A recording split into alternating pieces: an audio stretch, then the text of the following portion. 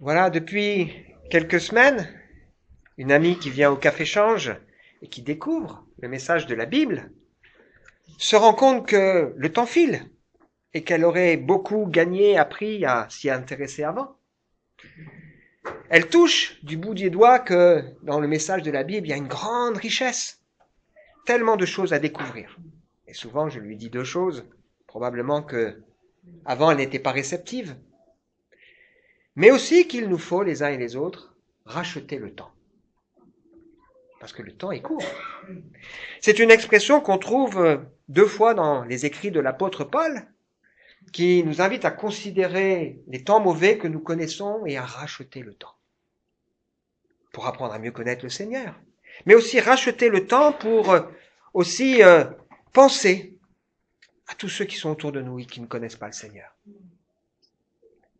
Et qu'on a envie de voir sauver. C'est pour ça que la Bible nous invite à nous conduire avec sagesse, avec ceux du dehors, ceux qui n'appartiennent pas encore à la famille de Dieu, pour mettre à profit toutes les occasions qui se présentent à nous, rachetant le temps, que votre parole soit toujours empreinte de la grâce de Dieu, pleine de saveur, pour savoir comment répondre à chacun. Alors, pour introduire le message de ce matin, je voudrais nous inviter à réfléchir à notre état d'esprit ce matin, à notre cœur devant Dieu. Le psalmiste David fait cette prière, « Sonde-moi, ô Dieu, regarde dans mon cœur, éprouve-moi, Seigneur, et connais mes pensées. Regarde le chemin sur lequel je vais, et conduis-moi sur la route de l'éternité. Garde-moi d'être sur une voie de chagrin. » Alors ce matin, sommes-nous motivés, encouragés? Avons-nous conscience de notre besoin de Dieu? Avons-nous envie d'apprendre? Avons-nous envie de racheter le temps? Avons-nous envie de laisser Dieu nous toucher, nous interpeller? Avons-nous envie de comprendre là où il veut nous amener? Sommes-nous prêts ce matin à nous remettre en question? Sommes-nous bouillants pour le Seigneur? Oui. Avons-nous faim et soif? Paul disait à la fin de sa vie, l'apôtre Paul, il disait, j'ai pas encore atteint le but, j'ai pas encore atteint la perfection, je cours pour tâcher de le saisir. Waouh! Et cet homme, il court, il est en prison. Donc on comprend que courir, c'est dans son cœur. Il a faim, il a soif de découvrir le Seigneur. Je reviens sur les trois textes que nous avons lus lors du début de ce culte, qui nous donnent trois pistes de motivation et de réflexion. Le premier, dans la lettre aux Éphésiens, au chapitre 3, où Paul évoque le plan de Dieu qui s'est réalisé en Jésus-Christ. Il évoque que Dieu lui fait la grâce, lui qui ne le mérite pas, de partager ce plan. Et il nous invite, se met à genoux, il est touché dans son cœur, il nous invite à découvrir ensemble l'amour de Dieu. Sa longueur, sa largeur, sa hauteur et sa profondeur. Nous avons les uns et les autres encore besoin ce matin de découvrir davantage l'amour du Seigneur. Pensez que vous avez fait le tour de l'amour de Dieu? Oh non? Nous sommes là pour le découvrir ensemble.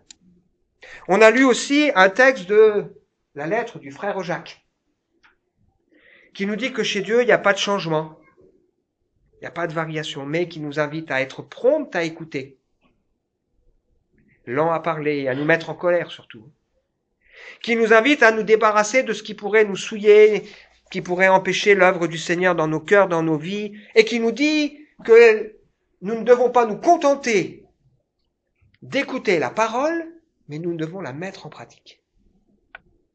Elle nous dit que cette parole, elle est comme un miroir. Et il faudrait être fou pour être quelqu'un qui voit son visage et qui ensuite repart sans que rien ne change.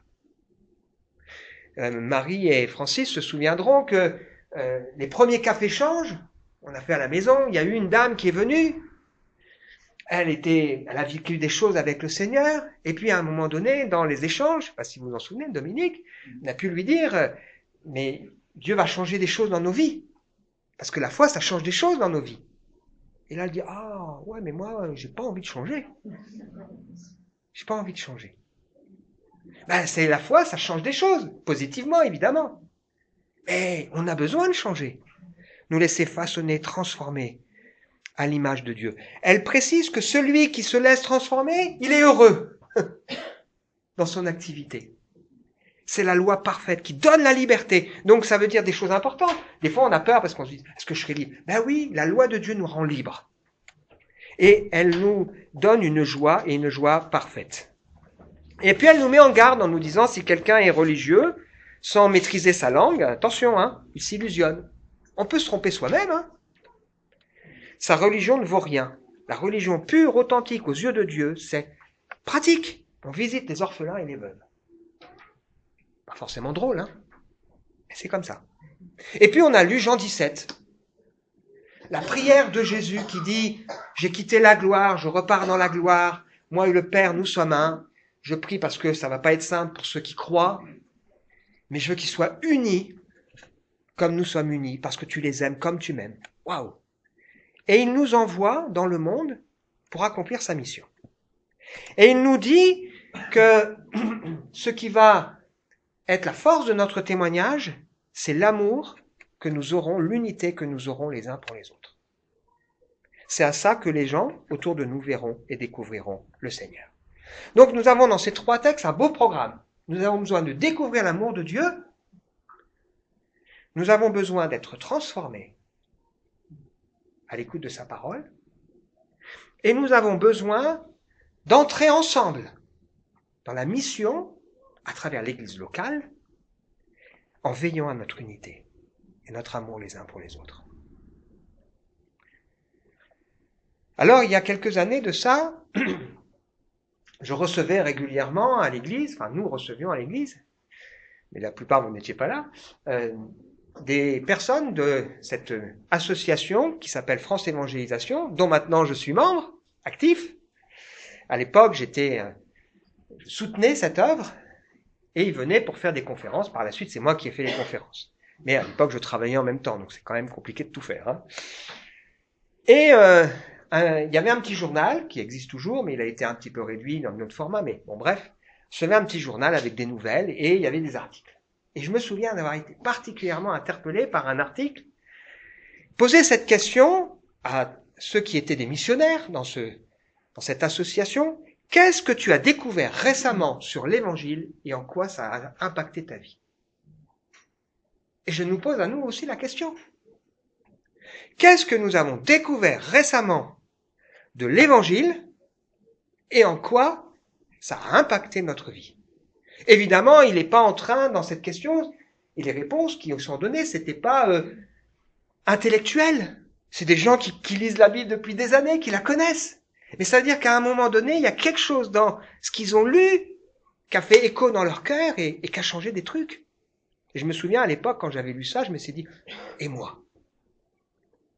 Qu'est-ce que j'ai découvert cette semaine, récemment, qui m'a touché, qui m'a interpellé?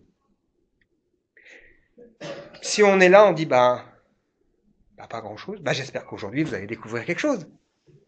Parce que c'est le but. Et ça doit nous interpeller, nous faire réfléchir, quand même.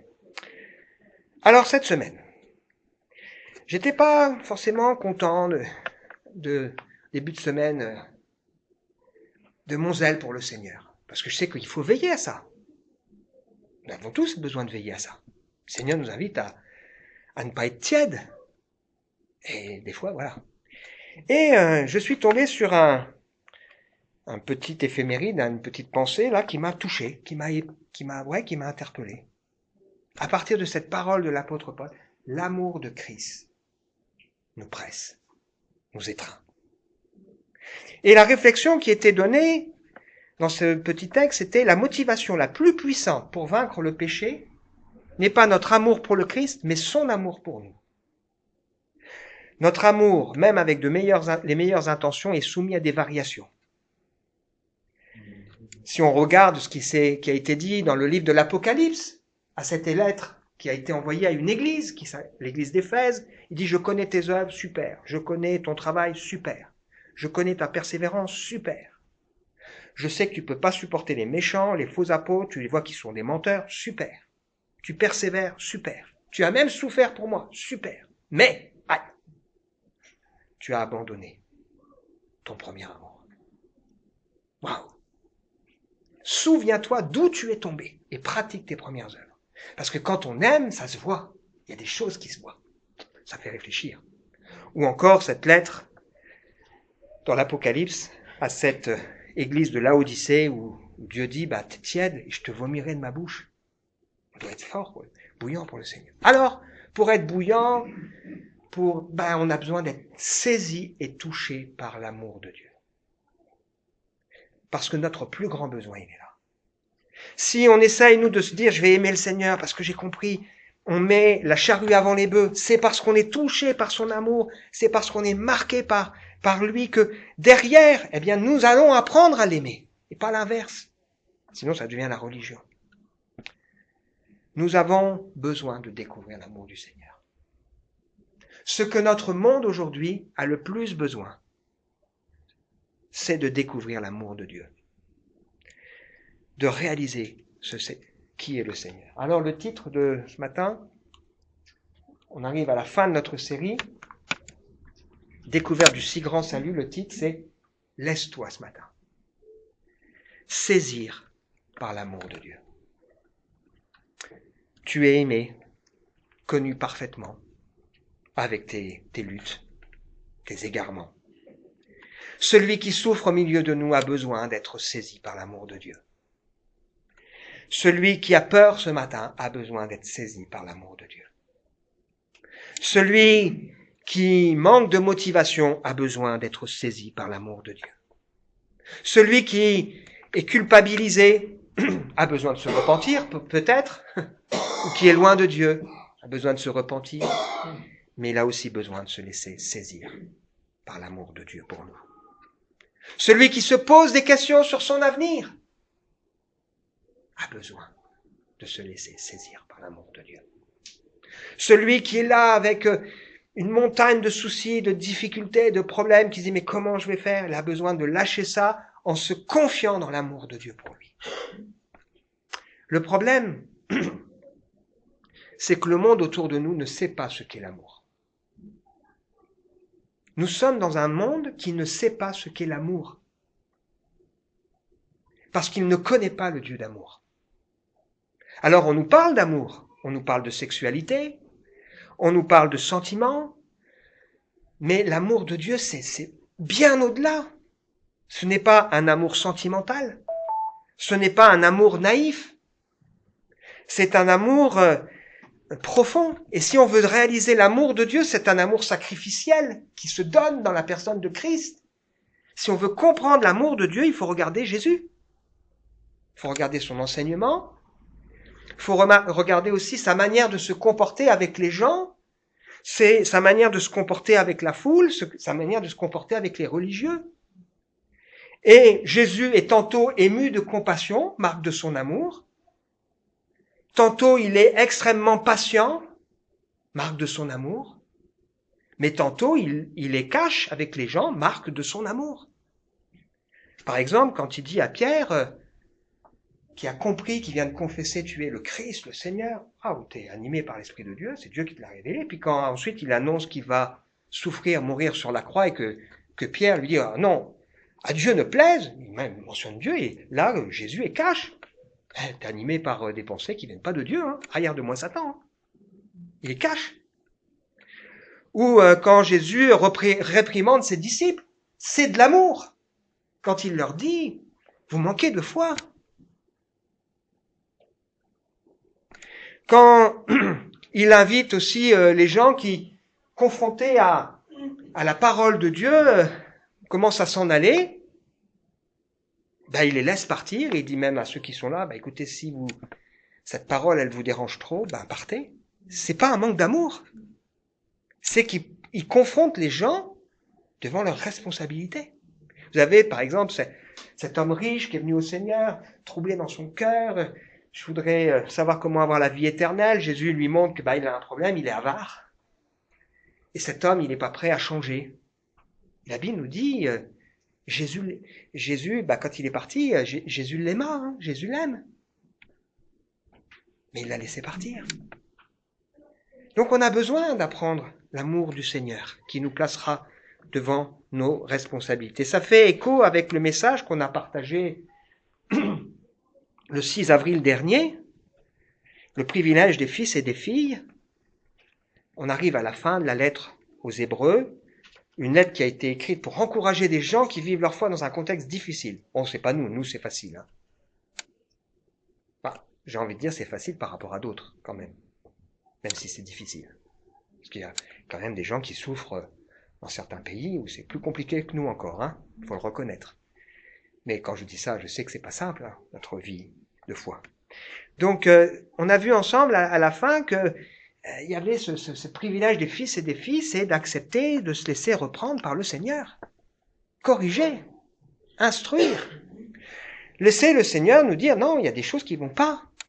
Et on a vu ensemble que bah oui, donc on est dans l'illustration ici de ce que Dieu nous dit. Il nous dit à la fin, hein, et c'est important ça, hein, il nous dit nous qui sommes environnés d'une telle foule de témoins, débarrassons-nous de tout fardeau et du péché qui nous enveloppe si facilement de tous côtés, courons avec endurance l'épreuve qui nous est proposée, gardons les yeux fixés sur Jésus, qui nous a ouvert le chemin de la foi et qui porte la foi à la perfection. Il avait en vue la joie qui lui était réservée. Il a enduré la mort sur la croix en méprisant la honte, attaché à un tel supplice. Désormais, il siège à la droite du trône de Dieu. Pensez à l'amour de Dieu. Laissez-vous saisir. Il a enduré de la part des hommes pécheurs une telle opposition contre lui, pour que vous ne vous laissiez pas abattre par le découragement. Donc nous avons besoin, ce matin encore, de nous débarrasser du péché. Nous avons besoin, ce matin encore, de nous débarrasser du fardeau. Les fardeaux qui nous pèsent, de les laisser au pied du Seigneur. Vous n'avez pas encore résisté jusqu'à la mort dans votre lutte contre le péché, et vous avez oublié cette parole d'encouragement que Dieu vous adresse comme à des fils. Mon fils, ne prends pas à la légère la correction du Seigneur et ne te décourage pas lorsqu'il te reprend. Waouh! On a vu ensemble que c'est un privilège que le Seigneur nous interpelle, nous fasse réfléchir. Le danger, c'est de refuser. Le danger, c'est de se mettre en colère. C'est de mépriser ce que le Seigneur pointe du doigt dans nos cœurs, dans nos vies. C'est de considérer juste avec tristesse ce qui nous reprend, ce qui nous interpelle. Évidemment, c'est jamais plaisant, hein. Mais par la suite, elle porte du fruit. C'est chez ceux qui ont été ainsi formés. L'autre danger, c'est se décourager, de baisser les bras. Ou encore, l'amertume qui pourrait y avoir dans notre cœur et qui pourrait même mettre le trouble aussi auprès de ceux qui sont les autres. On arrive à la fin de la lettre. Et c'est important ça. Beaucoup de lettres du Nouveau Testament sont établies sur ce principe. Il y a des enseignements pratiques qui sont donnés, des choses que nous devons comprendre, savoir, réaliser, saisir. Et puis à la fin, on y va cash dans les enseignements pratiques, dans les mises en œuvre pratiques. Les deux vont de pair. Mais on ne peut pas commencer à l'envers. Hein, si on vous dit débarrassez-vous du péché et du fardeau, mais qu'on ne vous a pas expliqué que vous avez en Jésus quelqu'un à qui vous pouvez vous approcher, qui vous ouvre le trône de la grâce et qui vous invite à être secouru dans tous vos besoins. Si on ne vous a pas expliqué qu'aujourd'hui, nous sommes appelés à entrer dans le repos de Dieu. Si on ne vous a pas expliqué que Jésus est toujours vivant, qu'il ne change pas et qu'il sauve parfaitement ceux qui s'approchent de Dieu par lui. C'est ce qu'il y a dans cette lettre. Si on ne vous a pas expliqué que Jésus-Christ a offert sa vie une fois pour toutes pour nous amener à la perfection. Et il a couvert nos péchés passés, présents et à venir. C'est ce qu'il y a dans cette lettre. Eh bien, vous ne pouvez pas vivre les choses. Nous avons besoin ce matin de nous laisser saisir par l'amour de Dieu pour nous. On va le voir de manière pratique dans 3 domaines. Nos relations fraternelles, notre vie personnelle, comment nous la vivons avec Dieu, et aussi notre relation à Dieu. Alors, il y a un homme qui a écrit un livre, qui s'appelle Bertrand Russell. C'est un mathématicien et philosophe anglais qui est décédé en 1970, donc presque pas si vieux que ça. Hein. Et il a écrit ce livre « Pourquoi je ne suis pas chrétien ». Dans ce livre, il évoque le fait qu'il considère que l'enseignement du Christ est bon, mais que malheureusement, trop peu de chrétiens le vivent. Je considère qu'il existe plusieurs points sur lesquels je suis d'accord avec le Christ, bien que ne le sont pas les chrétiens pratiquants. Et il évoque dans ce livre en disant, mais c'est un contre-témoignage, ça. Donc c'est vrai, hein. Nous sommes une Bible ouverte pour ceux qui sont autour de nous. C'est nos vies qui doivent refléter la cohérence de l'Évangile. Et si on se dit croyant, il faut que notre lumière luise devant les hommes, pour qu'ils voient nos bonnes œuvres et glorifient Dieu. J'aime beaucoup ce texte de l'Ecclésiaste. Qu'en tout temps, tes vêtements soient blancs et que l'huile ne manque pas sur ta tête. Waouh! C'est-à-dire la pureté et l'onction. Alors, on y va. Hébreux 13. Que votre amour fraternel ne cesse pas de se manifester ou persévérer dans l'amour fraternel, une autre manière de le dire. Ne négligez pas de pratiquer l'hospitalité, car plusieurs en l'exerçant ont accueilli des anges sans le savoir. Ayez le souci de ceux qui sont en prison, comme si vous étiez enchaînés avec eux, et de ceux qui sont maltraités, puisque vous aussi, vous partagez leurs conditions terrestres. Amen. Donc ici, on pointe du doigt une mise en œuvre pratique du salut, qui va se manifester par l'amour qui unit les croyants, notamment dans l'église locale, notre amour fraternel. L'amour que nous avons les uns pour les autres révèle notre appartenance. Jésus dira, « Aimez-vous les uns les autres comme je vous ai aimés, aimez-vous les uns les autres, à ceux-ci tous reconnaîtront que vous êtes mes disciples à l'amour que vous avez les uns pour les autres. » Donc, l'amour que nous avons pour les croyants dans la même église locale, c'est le témoignage, c'est la révélation de notre appartenance. Ça révèle notre identité. Nous savons, 1 Jean chapitre 3 verset 14, nous savons que nous sommes passés de la mort à la vie. Ah, si je veux savoir si je suis sauvé. Alors, un bon signe, si nous aimons nos frères. Et nos sœurs, hein. Celui qui n'aime pas demeure dans la mort. Si quelqu'un déteste ton frère, c'est un meurtrier. Wow. Aucun meurtrier ne possède en lui la vie éternelle. Je suis toujours troublé quand il y a des croyants là et qui vivent en querelle les uns avec les autres. C'est pas toujours facile, hein. C'est pour ça qu'il est marqué de persévérer. Mais c'est quand même pas normal, quoi. Il y a des situations, il faut qu'elles soient réglées. Donc ça révèle notre appartenance, ça révèle notre identité et c'est aussi la manière d'être agréable et de glorifier le Seigneur. Nous avons connu l'amour en ce qu'il a donné sa vie pour nous. Nous aussi, nous devons donner notre vie pour nos frères. Si un homme riche voit son frère dans le besoin et lui ferme son cœur, l'amour de Dieu ne peut être présent en lui. Mes enfants, notre amour ne se limite pas à des discours, de belles paroles, mais il se traduit dans des actes accomplis dans la vérité. On ne peut pas créer cet amour, mais par contre, on peut le gâcher et on peut l'abîmer. Donc l'amour, c'est Dieu qui le donne, qui le met en nous, qui le développe en nous. C'est la marque du fruit de la vie de Dieu en nous.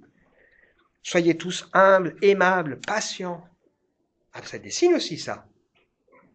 L'humilité, l'amabilité, la patience. Supportez-vous les uns les autres avec amour. Efforcez-vous de conserver l'unité que donne l'Esprit dans la paix qui nous lie les uns aux autres. Et puis cet amour qu'il faut persévérer, parce que parfois c'est pas simple, hein. Ça montre qu'il faut des fois faire des efforts. Il va se voir aussi dans l'hospitalité. Alors de quelle hospitalité on parle? Évidemment, c'est une qualité humaine, l'hospitalité. J'avais une tante, je dis j'avais parce qu'elle est décédée, on disait que sa maison c'est la maison du bon Dieu. Mais elle était complètement athée, hein. Mais elle avait, sa maison c'était toujours ouvert, elle accueillait, c'était des bons repas, etc., etc. Mais il y avait pas, c'est pas l'hospitalité dont il est question ici, hein. Ça c'est un trait de caractère qui est positif. Vous avez si je prends mon frère, par exemple, mon frère, c'est quelqu'un qui a un vide dans son cœur, ce qui fait qu'il supporte pas la solitude. Et donc il y a tout le temps du monde. Soit il est chez quelqu'un, soit il reçoit. C'est pas l'hospitalité dont il est question ici. Parfois, vous avez des couples qui font ça parce que c'est compliqué entre eux. Alors qu'ils reçoivent parce que se parler, c'est compliqué. Ici, il est question d'une hospitalité différente. À l'époque, c'était quoi qui se passait? Il y avait des chrétiens qui étaient persécutés, qui voyageaient, et ils arrivaient dans les églises, on les connaissait pas forcément, et il fallait apprendre à ouvrir son cœur et sa vie. Et donc là, il est question ici de cette ouverture qu'on doit avoir même avec ceux qu'on connaît peu et qu'on connaît pas. Prêt à faire des efforts. Avec une remarque qui probablement fait allusion à Abraham. Abraham, à un moment donné, il a reçu 3 voyageurs. Il les a reçus parce qu'il était hospitalier et, sans le savoir, il a accueilli des anges. Mais c'était pas sa motivation. Il les a accueillis parce qu'il a ouvert son cœur. Et donc, l'amour de Christ qui me presse va m'amener aussi à ouvrir mon cœur, à être ouvert, pas par intérêt, mais en étant sensible aux autres, aux besoins, et en particulier aux besoins de ceux qui ne pourront pas nous le rendre. Il y a quelques années, avec mon épouse, on a accueilli un SDF. C'est pas simple, hein. On l'a logé, on a même fêté Noël avec lui. C'était un jeune qui venait un peu à l'église et qui à un moment donné s'est retrouvé à la rue. On a accueilli aussi des Ukrainiennes à la maison. C'est pas simple. On doit apprendre ça pour manifester l'amour du Seigneur. Et puis on voit aussi que ça va se manifester particulièrement envers ceux qui souffrent. La religion pure et sans tache devant Dieu consiste à prendre soin des veuves et des orphelins dans le monde, c'est-à-dire de ceux qui sont éprouvés. Franchement, c'est pas drôle, hein. C'est pas drôle quand vous avez des gens qui traversent l'épreuve. C'est pas drôle. Jeudi, on a eu notre réunion de prière. Il y avait plusieurs là qui sont venus avec des sujets qui pesaient sur leur cœur. C'est sûr que ça nous impacte, ça nous touche, hein, voilà. Mais c'est ça la foi. La foi, c'est on veut prendre soin les uns des autres, en particulier de ceux qui sont éprouvés, pour qui c'est difficile. Et donc, l'amour de Christ me presse. Et des fois, il vaut mieux ne rien dire, mais être là, juste là. Si on regarde l'histoire de Job, c'est intéressant cette histoire de Job. Je pense que ce qui a le plus pesé à Job, c'est même pas l'épreuve qu'il a traversée, qui est racontée en un chapitre, hein. Une épreuve terrible. Mais pendant des semaines, des jours, des semaines, il a eu autour de lui des gens qui lui faisaient la morale, qui le culpabilisaient, voilà. Et ça prend 35 chapitres du livre de Job. Ça devait être dur, hein. Donc des fois, il faut savoir aussi, c'est pas seulement être là, mais savoir être là de manière correcte pour le Seigneur. Deuxième pensée, que chacun respecte le mariage et que les époux restent fidèles l'un à l'autre, car Dieu jugera les débauchés et les adultères. Que votre conduite ne soit pas guidée par l'amour de l'argent, contentez-vous de ce que vous avez présentement, car Dieu lui-même a dit, je ne te laisserai pas, non, je ne t'abandonnerai jamais. Aussi pouvons-nous dire avec assurance, le Seigneur vient à mon secours, je n'aurai pas de crainte. Est-ce qu'on peut le dire ça? Que pourraient me faire les hommes? Souvenez-vous de vos anciens conducteurs qui vous ont annoncé la parole de Dieu, considérez l'aboutissement de toute leur vie et imitez leur foi. Jésus-Christ est le même hier, aujourd'hui, pour toujours. Ne vous laissez pas entraîner par toutes sortes de doctrines qui sont étrangères à notre foi. Ce qui est bien en effet, c'est que notre cœur soit affermi par la grâce divine et non par des règles relatives à des aliments. Ces règles n'ont jamais profité à ceux qui les suivent. Nous sommes appelés à vivre notre foi concrètement dans notre vie personnelle et à y veiller, sur laquelle on veille. Et le premier domaine sur lequel on doit veiller, c'est notre vie intime. Il est question là du mariage, mais je crois que plus généralement, c'est notre vie intime. Là où personne ne nous voit, hein. À la maison, quand les murs sont fermés, il n'y a plus rien. Nous sommes dans une société en particulier hyper sexualisée. Et on sait que la Bible nous montre que Dieu s'intéresse aussi à notre corps. Et il nous invite à offrir nos corps à Dieu. Et nous rappelle aussi que le mariage est une institution divine. que le premier miracle de Jésus, c'est un mariage et que il y a dans l'Apocalypse ce grand mariage où l'Église, les croyants, vivront l'unité avec le Seigneur. Et d'ailleurs, l'Apocalypse se termine en disant que l'Église, qui est comme une épouse, elle aspire à vivre ce moment. Et elle aspire à ce que ça vienne le plus vite possible. Et donc, un des domaines sur lequel on doit veiller, à titre individuel, mais aussi en couple, en famille, c'est notre vie qui se passe derrière les murs de notre maison. Hein. J'honore Dieu quand j'honore ma femme. C'est-à-dire quand je la considère et que je montre de la considération pour elle. Ma femme m'honore quand elle me respecte. C'est la première lettre de Pierre au chapitre 3 nous dit qu'il en soit ainsi pour que rien ne vienne faire obstacle à vos prières. Ça veut dire que si dans mon couple c'est compliqué, c'est tendu, s'il n'y a pas le respect, etc., ça a un impact dans ma relation avec Dieu. Hein. Et le mot débauché ici, c'est le mot en grec pornos. Ça fait réfléchir. Hein. Donc, on va glorifier Dieu dans notre vie à la maison, intime, là où personne ne nous voit, ou pas. Et on doit y veiller. Laissons-nous saisir par l'amour du Seigneur. Le deuxième élément qui est mentionné ici, c'est le contentement. La piété avec le contentement est une grande chose. Nous sommes dans une société où les gens ne sont jamais contents, jamais satisfaits. Et avec l'argent, c'est le cas. Hein. L'argent, on a toujours le sentiment qu'on n'en a pas assez et qu'on en manque. Et la Bible nous dit elle nous parle dans 1 Timothée au chapitre 6, l'amour de l'argent est la racine de tous les maux. Quelques-uns en étant possédés, c'est quand même amusant de voir comment c'est mentionné, possédés de l'amour de l'argent, se sont égarés loin de la foi et se sont jetés dans bien des tourments. Psaume 62, verset 11, quand les richesses s'accroissent, n'y attachez pas votre cœur. Et on sait que parfois certains peuvent manipuler par rapport à l'argent. C'est quoi la vraie richesse? Même KPO, il chante la riche d'être père. Des fois, voilà. Mais celui qui n'a pas appris à se contenter, il a toujours peur de manquer. Et on voit que c'est un domaine vraiment important dans lequel on a besoin de la grâce de Dieu pour apprendre à se dire, Seigneur, c'est pas forcément simple, etc. Je te fais confiance. Parce qu'il y a cette promesse, le Seigneur ne nous abandonnera pas, ne nous laissera pas. Et on a besoin dans ce domaine, et on va le voir à la fin, il est parlé aussi de notre manière de rendre notre culte à Dieu, qui passe par la libéralité aussi. Il ne s'agit pas de faire ce qu'on ne peut pas faire, c'est pas ça. Mais il s'agit à un moment donné de est-ce qu'on glorifie Dieu aussi là-dedans? Et puis il est mentionné ici, je crois, de veiller aussi à la manière dont nous sommes enseignés. Souvenez-vous de vos anciens conducteurs. C'est-à-dire, faisons attention à comment on est nourri et enseigné. Ça me permet de rappeler une chose. Ce que nous avons besoin, les uns et les autres, c'est de pasteurs. C'est-à-dire des gens qui nous accompagnent dans notre vie. Qui sont des gens qui sont mentionnés 2 fois ici, le mot conducteur, qui nous conduisent. Pas simplement d'avoir un message avec des gens qu'on connaît pas et qu'on voit pas. Et là, il est question de regarder la fin de leur vie. Oui, parce que c'est à la fin de la vie qu'on voit s'il y a ou pas des scandales derrière.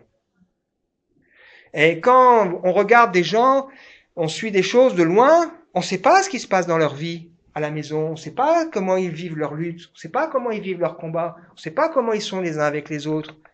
On voit pas tout ça. On voit qu'une façade. Mais ce que Dieu veut pour nous, c'est que on ait en face de nous des gens qui vivent. Alors ils sont pas parfaits. Mais on voit aussi dans leur manière d'être s'il y a une cohérence par rapport à l'évangile. Et un pasteur, c'est quelqu'un qui doit prendre soin, qui lutte, qui soutient, qui est là à nos côtés. Et on sait qu'il y a un danger par rapport à tous les enseignements, aux apparences et à toutes ces choses mauvaises. Et enfin, dernier point, donc il y a des doctrines qui circulent, étrangères à notre foi, et il faut être vigilant sur ce avec quoi nous nous nourrissons. Alors je fais une petite parenthèse. Quand on a des enfants, moi-même avec Théophile, qui a 14 ans, si on le laisse lui-même se nourrir, il va manger des cochonneries. Hein. Il va manger des cochonneries. C'est pas parce qu'il en mange une fois que c'est grave, mais il va se nourrir de choses qui sont pas bonnes. Et nous, en tant que parents, on doit veiller à ce qu'il ait un enseignement équilibré. Et l'Église locale, elle est là pour veiller à ce que nous ayons un enseignement équilibré. Sinon, il y a des risques. C'est quand même remarquable, pendant des années, les fast-foods essayaient de vous montrer qu'ils utilisent de la bonne viande, des bons trucs. Bon, maintenant, les pubs qu'on fait, ils renoncent à ça. Regardez McDo, regardez Burger King, c'est de la malbouffe, mais on y va parce que c'est bon, ça nous plaît. Et puis on les voit, il faut faire des exercices avant et après pour maigrir. Mais qu'est-ce qu'on est en train de montrer là? On est en train de dire, écoutez, bon, arrêtez de tout prendre la tête, faites-vous plaisir. C'est un phénomène de société. On doit veiller, hein, comment on se nourrit. Et l'équilibre, c'est pas seulement des choses bonnes, c'est des choses aussi qui sont complètes, pas simplement un point ou l'autre. Dernier point.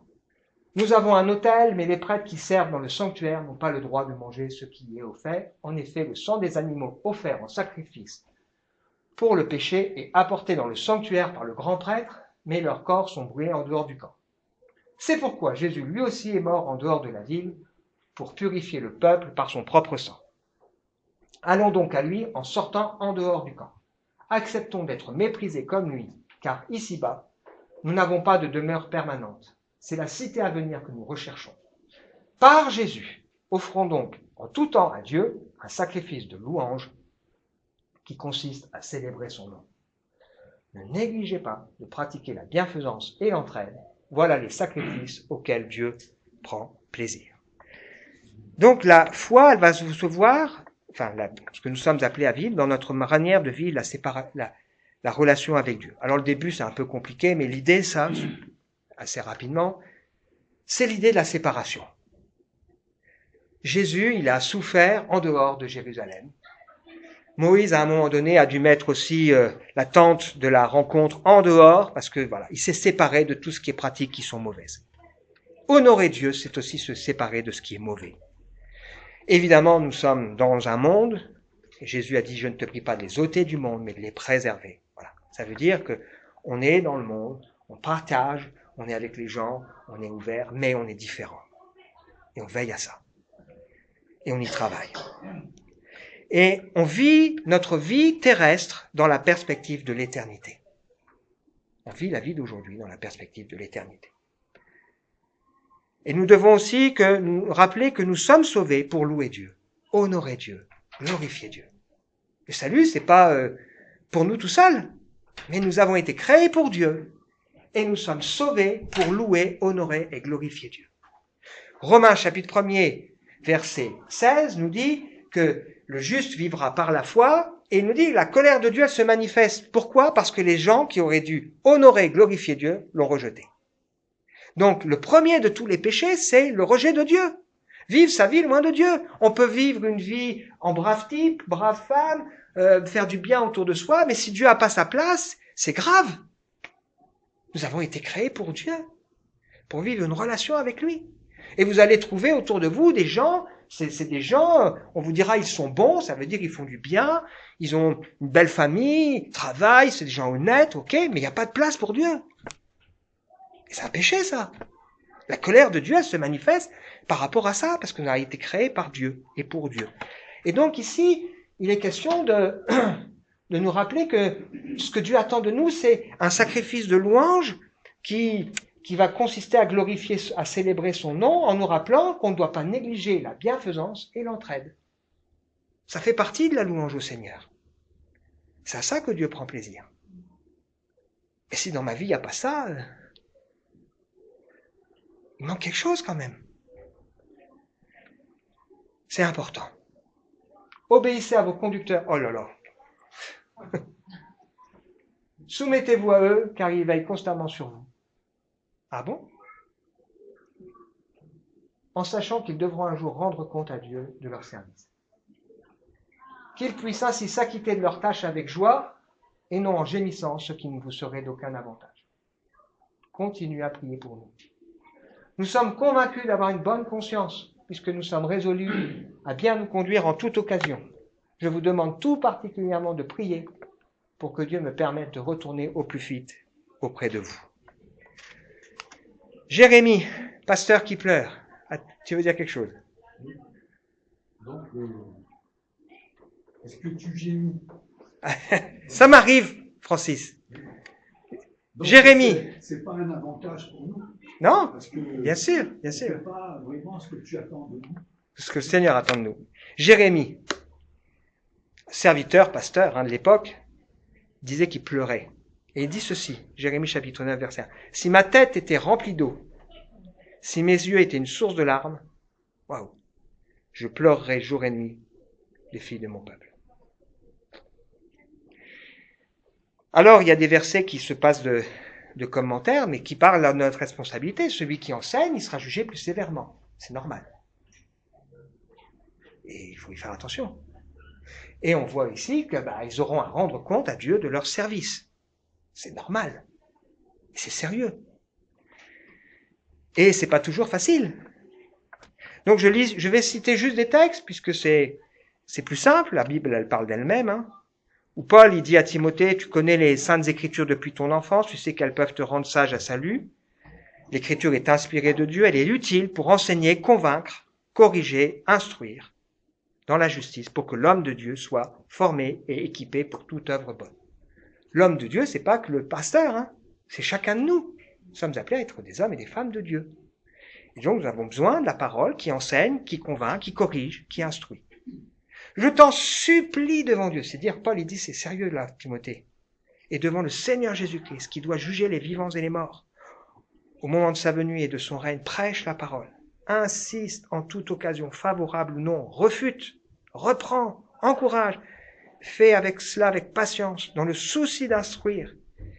Il viendra un temps où les hommes ne supporteront plus la saine doctrine, mais ils se donneront une foule de docteurs parce qu'ils auront envie d'entendre des choses agréables.